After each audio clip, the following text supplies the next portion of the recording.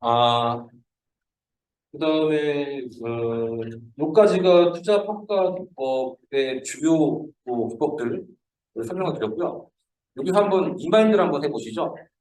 우리가 그 투자 평가 기법으로 해가지고 크게 네 가지를 다룬다고 했잖아요. 그 네 가지가 뭐였죠? 맨 처음에는 하나씩. 맨 위에 첫 번째, 재무적인 관점.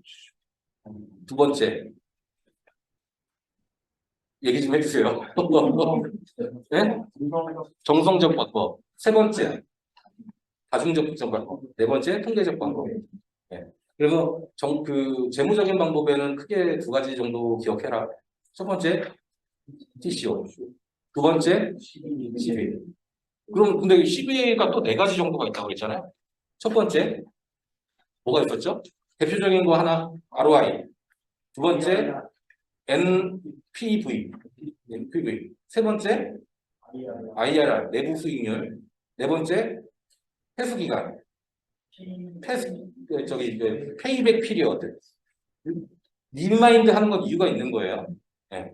그 다음에, 그 다음이 재무적인 방법, 다음에 정성적인 방법. 대표적인 게 뭐가 있다고 그랬죠? IPM. 그 다음에, 다중접근적 방법. BSC. 그 다음에 통계적인 방법. 뭐 AI 정도. 네. 그 정도 기억을 하고 가시면 될 것 같아요. 자, 그 다음에 예전에는 이런 얘기가 좀 나오지 않았었는데, 잠깐 간단하게 짚고 개념 정도만, 이렇게 생태계가 구성이 돼 있구나 정도만 이해를 하고 넘어가면 될 것 같아요. 우리가 이제 민간 협력 사업이라고 해서 PPP 프로젝트라고 보통 얘기를 하는데, 이게 PPP가 뭐의 약자냐면 퍼블릭 프라이빗 파트너십이라는 여기 약자가 적혀 있어요. 이런 약자고요. PPP 사업을 할 때, 이게 주로 뭐더라? 어, 철도, 항만, 뭐 이런 정부에서 사회 기반 인프라 같은 거 있잖아요.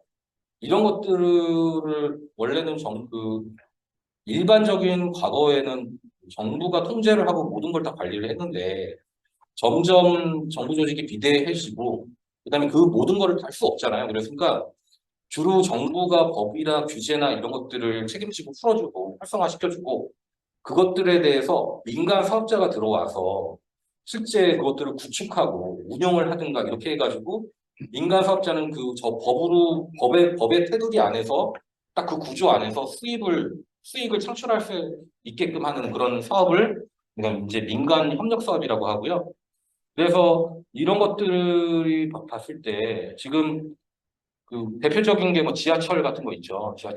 지하철 같은 거 있고 그 철도, 항만, 그다음에 요새는 뭐 교육 같은 것도 하고 그러더라고요. 점점 이 범위들이 어, 확대되고 있어요. 그래서 보통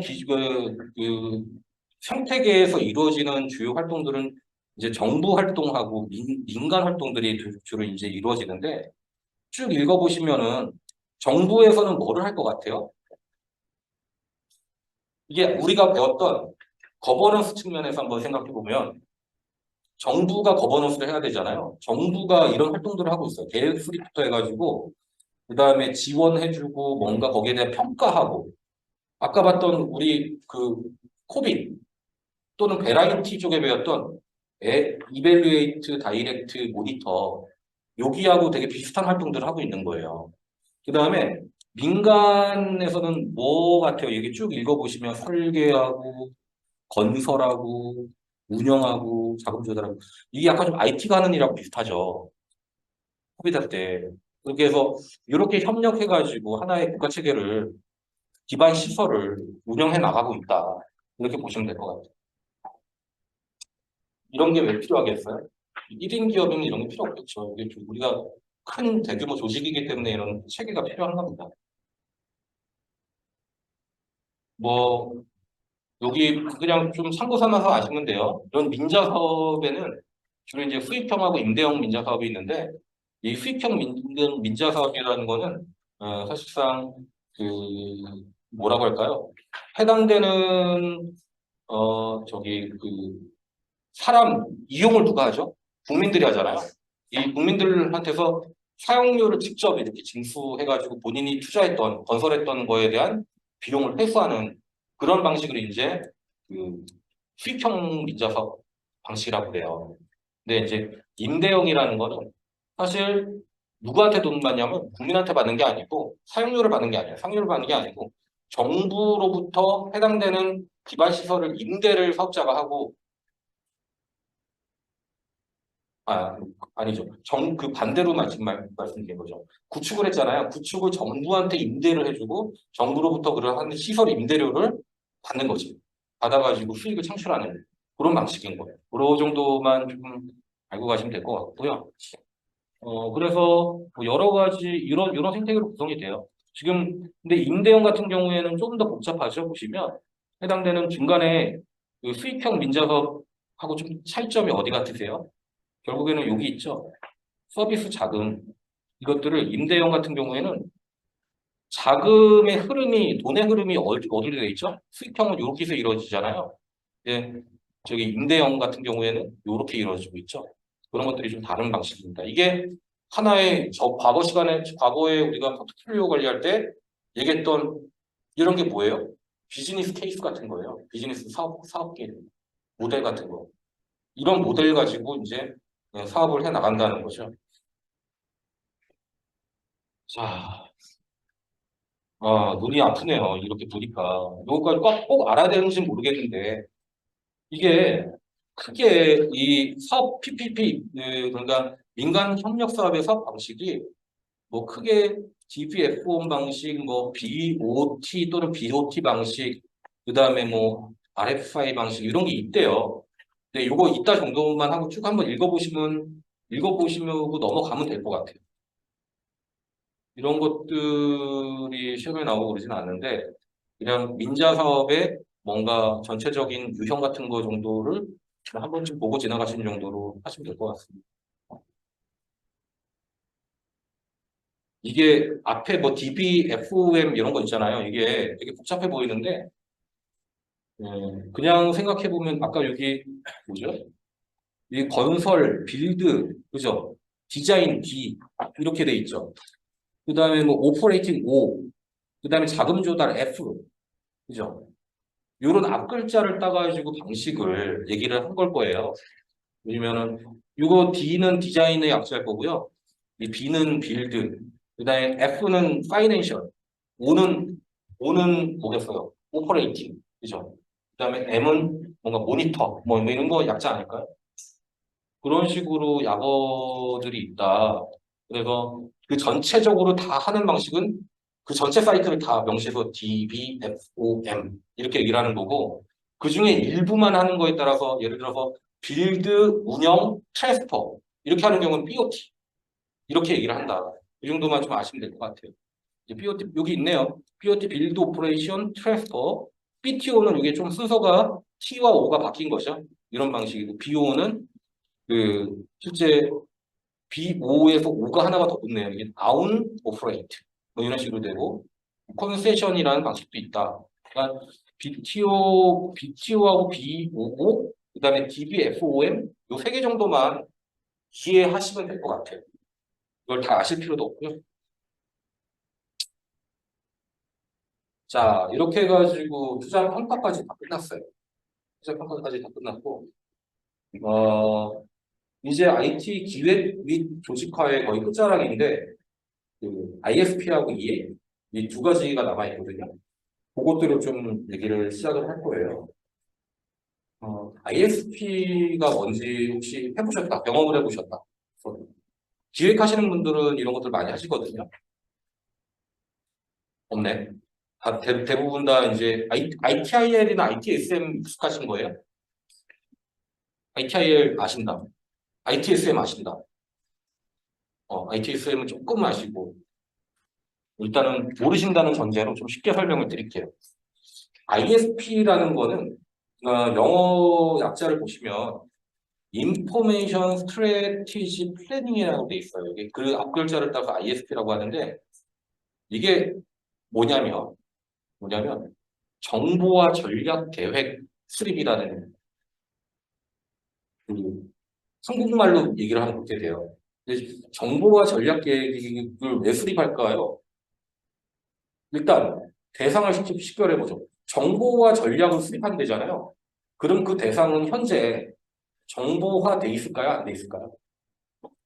안 돼 있을 가능성이 많겠죠. 뭔가 업무나 그런 것들이 관리하는 데이터들은 있는데 그런 것들을 전산화하지는 않았을 거예요. 지금 뭔가 문서 위주로 처리하고 있다든가 이렇게 주먹구구식으로 돌리고 있겠죠.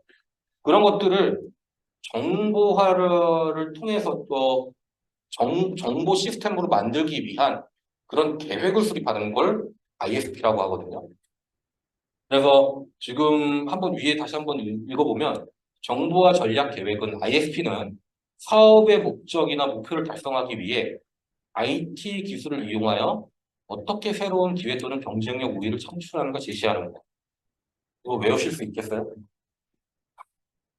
이렇게 못 적으시죠. 말이 너무 어렵잖아요. 그러니까 여러분들이 하시는 그 단어 뜻을 지금 아까 제가 말씀드린 단어 뜻을 잘 생각해 보시고 그 쉽게 표현하면 돼요. 이게 어떤 식으로 표현하냐면 ISP란 비정보화되어 있는 업무를 정보화하여 뭔가 비즈니스의 가치를 창출하기 위해서 체계적으로 전략과 계획을 어떻게 할지의 계획을 수립하는 활동이다.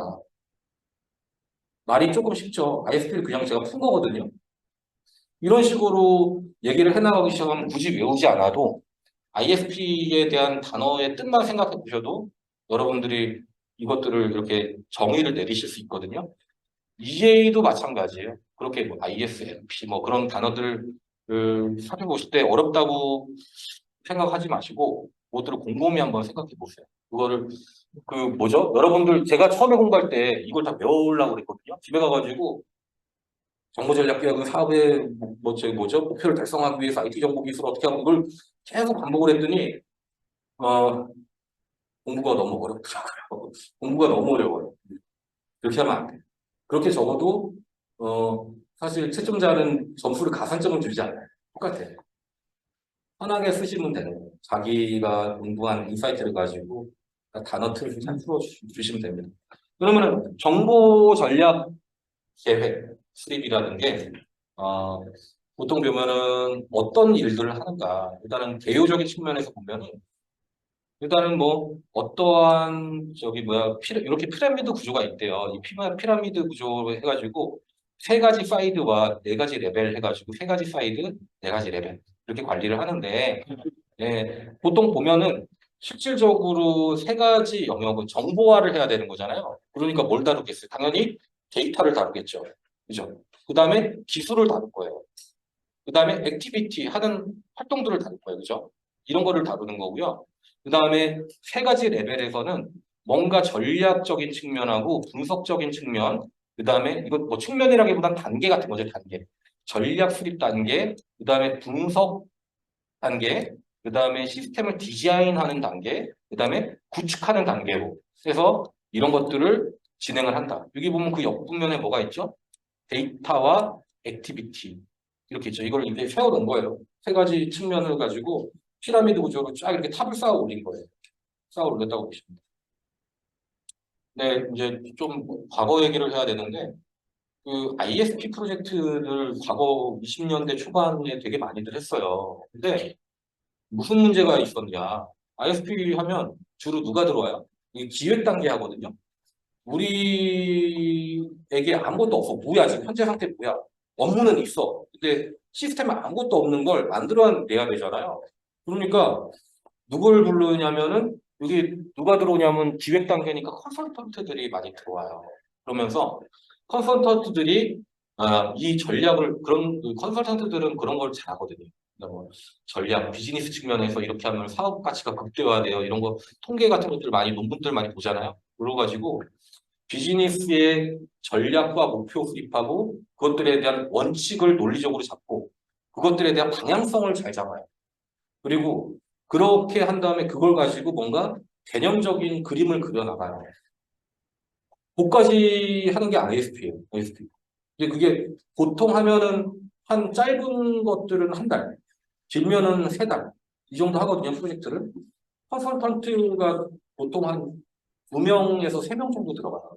그래가지고 수행을 하는데, 거기서 이렇게 만든 산출물들이 보면, 경영진 입장, 그다음에 의사결정을 하기 위한 거잖아요. 이런 기획 안들을 가지고 경영진들한테 의사결정을 이게 고노고 이 의사결정을 받기 위해서 만든 건 장표들이거든요. 그러다 보니까 경영진 입장에서는 되게 명확하고 그림들이 좋아요. 좋아 보이는데 어, 나중에 ISP 프로젝트가 끝나잖아요. 그다음에 구축 이걸 수용을 해서 고하기로 결정을 했어. 그래가지고 이제 구축 프로젝트를 이어졌을 때 이제 ISP의 산출물이하고 이렇게 던져주잖아요. 개발자들한테. 그러면 개발자가 보고 욕하죠. 욕하죠. 도대체 뭘 한 건지 모르겠다. 뭐, 놀다 갔네. 뭐 이런 얘기하고, 그러죠. 그게 이제 좀 간극이 있어요. 구축하고. ISP는 그 개념적으로는 되게 좋고, 체계적으로 이렇게 전략 수립부터 분석, 그 다음에 시스템 디자인, 컨스트럭션까지 연결해주는 부분까지는 좋은데, 우리나라의 ISP는 사실 시스템 디자인의 중간 정도 하는 것 같아요. 보통 제가 예전에 국책은행 들어가가지고 그 차세대 전환 ISP를 했을 때도 보면 논리적인 개념도 수준으로 다 산출물들을 만들어.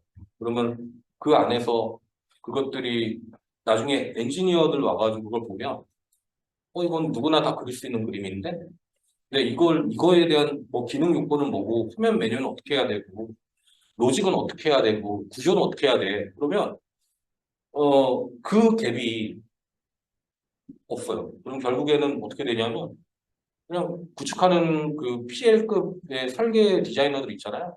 그다음에 아키텍터들이 있잖아요. 다시 들어와가지고 처음부터 다시 그래요. 그렇게 하죠. 그렇게 많이 해왔어요. 근데 사실 안 맞죠. 정상적인 ISP라면은 여기 시스템 디자인부터 구축까지 이어줘야 되는 거거든요. 근데 우리나라에서 현실적으로 바톤 터치를 잘 안 하더라. 이런 문제가 좀 있어요. 그리고 주로 보면은 ISP 컨설팅상에서 기획을 하고 구축은 누가 하죠?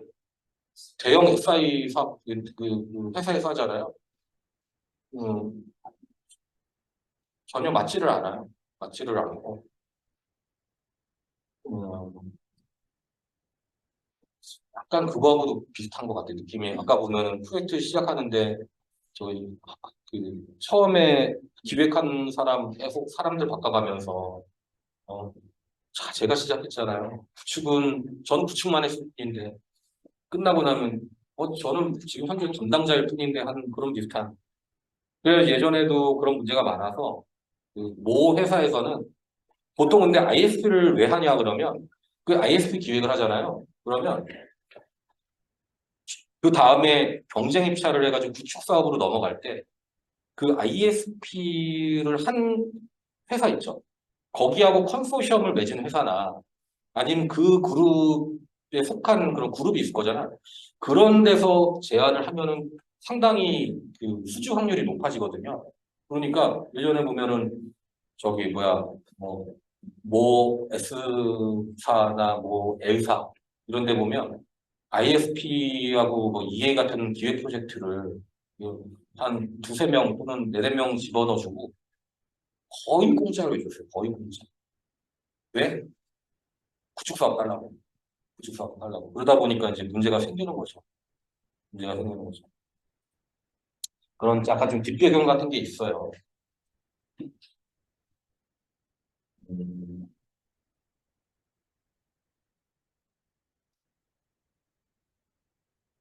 그래서 결국에는 ISP 단계도 이제 이런 피라미드 구조를 가진다라는 거 말씀드렸고요.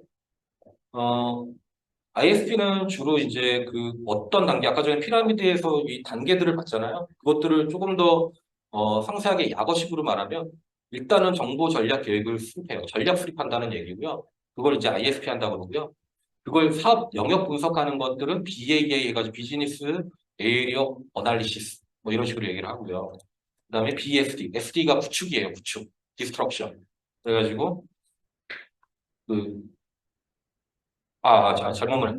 그 D라고 그랬죠, 제가. BSD 해가지고 디자인, 시스템 설계하고, 그다음에 그 C가 컨스트럭션 해가지고 구축하고 이렇게 해서 단계로 진행을 하게 됩니다. 네, 각각의 면에서 보면 이쪽에서 정보전략기획은 주로 뭐 하겠어요? 정보전략기획이라는 거는 베스트 프랙티스 타사 사례들 막 조사해가지고 벤치마킹 해와요. 그래가지고 그걸 딱 기준점으로 놔두고 현재 우리 조직이 가지고 있는 현재 프로세스가 뭔지를 막 분석을 해요. PI 한다고도 얘기하는데 어쨌든 그런 프로세스를 딱 분석을 하고 HG 프로세스를 딱 분석을 끝낸 상태에서 이 분석된 프로세스들을 그냥 두지 않고 투비 모델로 옮겨가는데 어떻게 옮겨가냐면 예를 들어서 뭐 A, B, C 이렇게 진행되는 프로세스가 있다고 하잖아요. 근데 가만 살펴보니까 B 프로세스가 필요가 없어. 그러면 B를 A에 포함을 시키든가 뭐 B를 아예 빼내든가 아니면 B를 C에 포함시키든가 해가지고 아예 필요가 없는 경우는 빼내고 그다음에 어딘가에 넣는 경우에는 어딘가 앞에 놓든 뒤에 놓든 해가지고 이거 프로세스를 3단계를 2단계로 단축시킬 수 있을 거잖아요. 그렇게 하면서 프로세스를 간소화해 놔. 그러면은 해당되는 프로세스가 줄어들면 어떻게 되죠? 담당자가 줄어들죠. 담당자가 줄어들죠. 그런 효과가 있는 거예요. 담당자가 줄어들면 뭔가 관리하고 나중에 그 유지보수하는 업무의 공수 같은 게 줄어들겠죠. 그러면서 비용이 이제 효율화된다. 뭐 그런 얘기를 윗단에서 하고요. 근데 뭐 꼭 그것만 하는 건 아니에요. 기존에 계속 뭐 오류가 발생하는 프로세스들이 있어요. 그런 걸 딱 살펴봤는데 이게 프로세스가 너무 여러 개의 프로세스 나눌 수 있는 것들을 밍글 시켜가지고 하나의 프로세스로 모호하게 수립을 해놨어. 그런 것들은 도리어 이렇게 쪼개가지고 분리해내기도 해요. 그러면 새로운 프로세스가 생겨나기도 하고 그래가지고 그것들을 쭉 정리를 해 나가기 시작해요.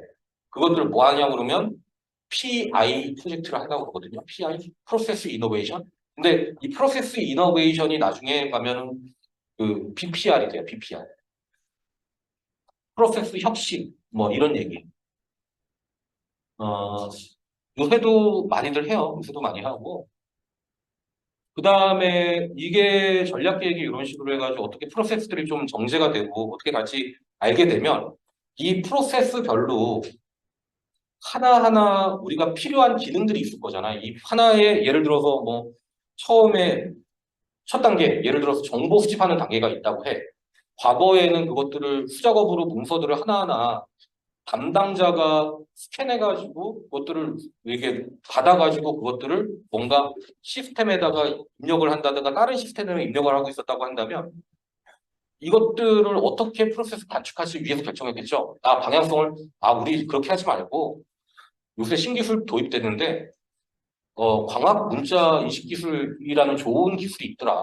OCR이라고 해가지고 그럼 OCR 기술을 도입해가지고 그런 것들을 한 번에 그거를 뭐 시압 받고 그거를 하나하나 저기 뭐야 스캔 뜨고 뜨지 않고 정보 입력을 하고 시스템에다가 엑셀로 만들어서 전달하고 하는 거를 그냥 문서를 스캔기에 읽어가지고 한 번에 시스템으로 인터페이스 통해서 전달되게 만듭시다. 이렇게 프로세스가 수립되면 그거를 하기 위한 사용자 요구사항들을 분석하고 어떻게 설계할지 구조를 시스템에 대한 아키텍처 구조를 어떻게 가져갈지 쭉 계속 요 밑단까지 와가지고 설계를 쭉 해 나가면서 내려가는 거예요. 이해 가시죠? 그 안에 당연히 우리 이전 시간에 저랑 같이 했었던 DB 모델링 같은 것도 들어있는 거고요. 그 다음에 어플리케이션의 기능 개발도 들어있는 거고요. 뭐 UI 설계 어떻게 할지, 테스트가 할지 여기 안에 다 들어있는 겁니다.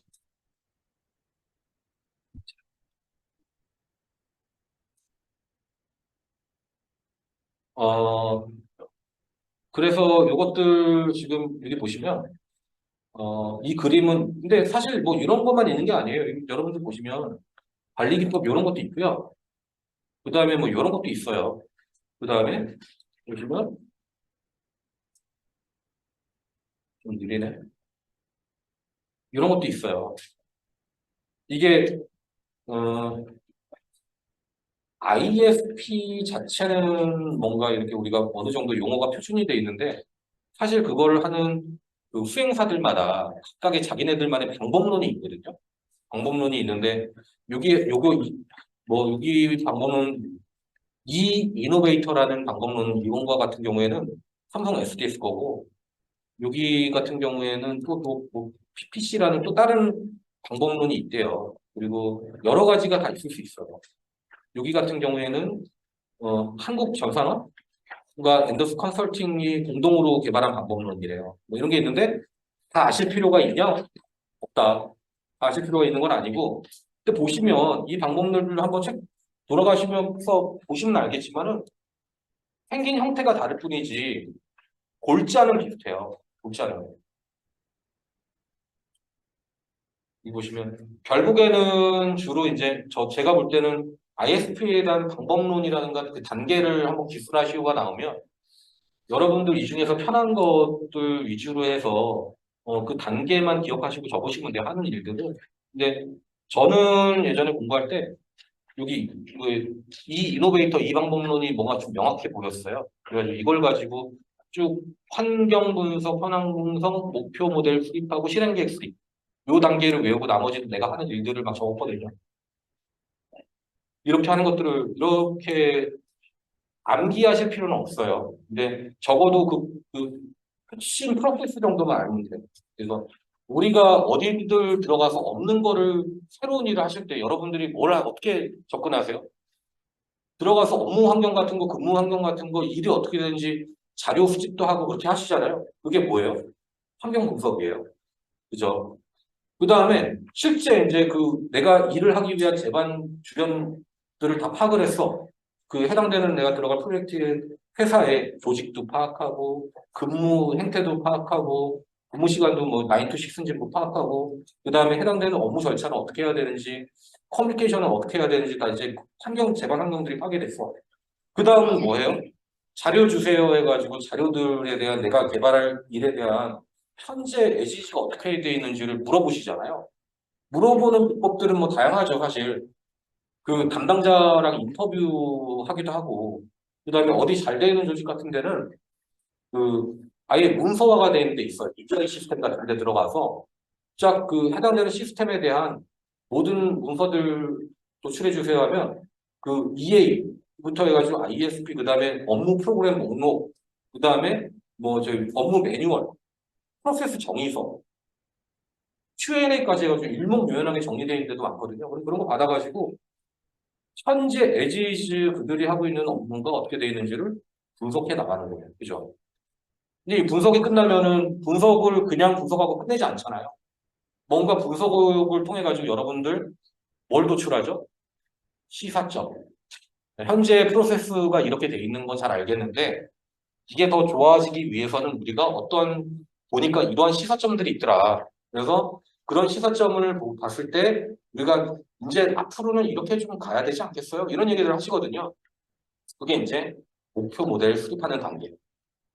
그러면은 그렇게 가야 되지 않겠어요에 대해서 쭉 정리를 해나가고 컨센서스가 맺었다. 그러면 그 다음부터는 그 어떻게를 각각의 또 세분화해가지고 각각의 어떻게 별로 내가 이것들을 기간을 언제부터 언제까지 담당자는 누가 할 건지, 그 다음에 그것들을 지원은 누가 할 건지, 그 다음에 어떤 주기를 가지고 테스트를 할 건지, 뭐 등등을 계속 정의해 나가시거든요.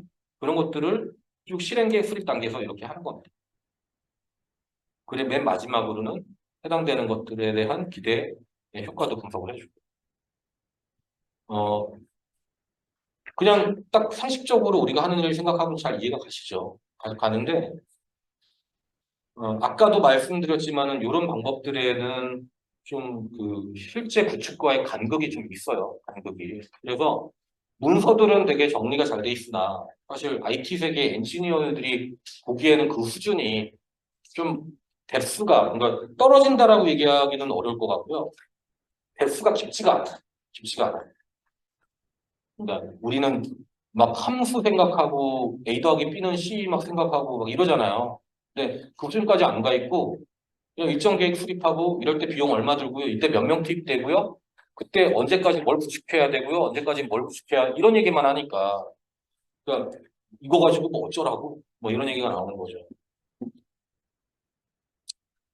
전자정부 ISP라는 게 있어요. 이쪽에 보면 여기는 쭉 한번 읽어보시면 그냥 보시는 거 읽어보시면 될 것 같아요. 이것도 다 비슷해요. 비슷하고 이제 전자정부 공공 쪽 하시는 분들은 이게 ISP의 공통 가이드니까 이것들을 준용해서 지켜나가시면 돼요. 그래서 여기도 보면 저 잠깐만 보면은 환경 문서, 현황 문서, 목표 설계, 통합 이행 계획 서 이거 아까 전에 봤던 이 이노베이트 되게 비슷하죠. 비슷해요.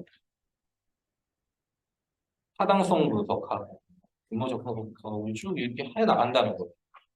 그거 한번 보시면 될 것 같고. 그래서 뭐 지금 한 4판까지 나왔대요. 계속 이것도 업그레이드 하고 있는 거예요, 문서를. 이렇게 하고 있는 거고. 어, 여기는 좀 이따 볼게요. 우리가 지금 여러분들하고 저하고 ISP에 대해서는 어느 정도 얘기를 했는데 EA는 얘기를 안 했잖아요. 근데 EA도 보면 EA 안에 EAP라는 게 있어요. 그래가지고 이것도 플래닝이거든요. 근데 요거하고 비교하는 거는 EA를 조금 아신 다음에 비교를 해야 이 말이 좀 이해가 될 거라서 이거 좀 이따 보겠습니다. 이런 통합 방법론 추진하고 있다. 이것도 나중에 좀 얘기 말씀드리면 될 것 같아요.